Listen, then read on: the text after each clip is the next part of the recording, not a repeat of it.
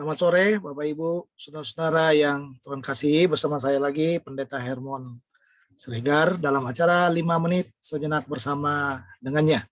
Mari kita membuka Alkitab lagi dari Matius pasal yang kelima ayat 5. Demikian firman Tuhan, berbahagialah orang yang lemah lembut karena mereka akan memiliki bumi.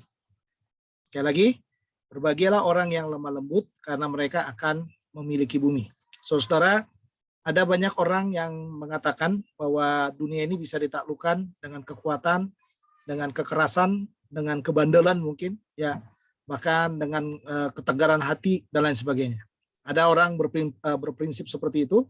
Pada waktu kita bisa melawan arus dunia ini, maka kita akan menaklukkan dunia ini. Atau ada juga orang yang mengatakan pada waktu kita mengikuti arus dunia ini, maka kita akan menjadi sahabat dunia ini. Dan setelah kita menjadi sahabat dunia ini, maka kita akan mudah menaklukkan dunia ini.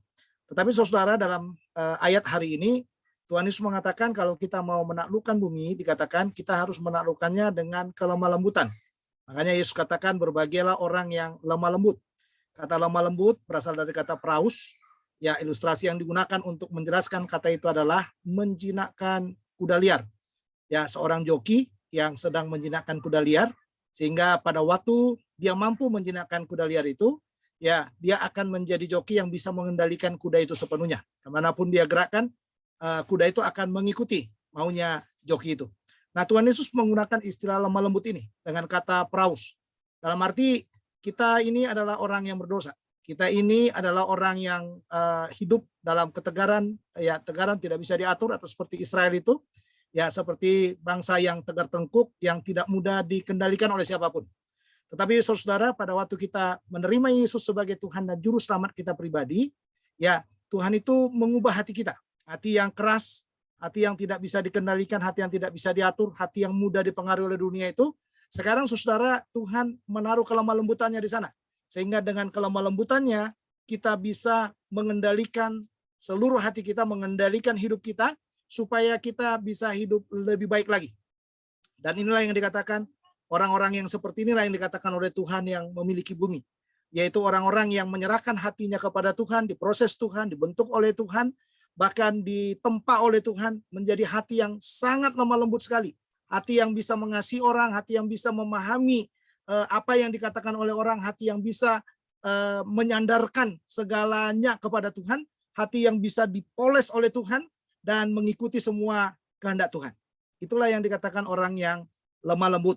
Dan orang-orang yang seperti inilah yang disebut berbahagia. Orang-orang yang lemah lembut disebut berbahagia karena dikatakan mereka akan memiliki bumi. Di mana ada orang yang lemah lembut, ya di situ selalu orang itu akan menularkan berkat, menularkan sukacita. Sehingga setiap orang yang melihatnya akan selalu bersukacita. Jangan keraskan hatimu, belajarlah hati ini sepenuhnya dikendalikan oleh Tuhan, supaya hatimu dipenuhi oleh Tuhan senantiasa. Tuhan Yesus memberkati kita. Mari kita berdoa. Bapa dalam surga, terima kasih buat firman-Mu, 5 menit sejenak mendengarnya. Dan kami bersyukur buat firman ini, biarlah firman termeterai dalam hati kami, dan kami dikuatkan oleh kebenaran yang daripada Tuhan. Terima kasih, terpujilah nama-Mu. Dalam nama Tuhan Yesus kami sudah berdoa. Amin. Jumpa lagi esok. Tuhan Yesus memberkati kita 5 menit sejenak bersamanya. Shalom.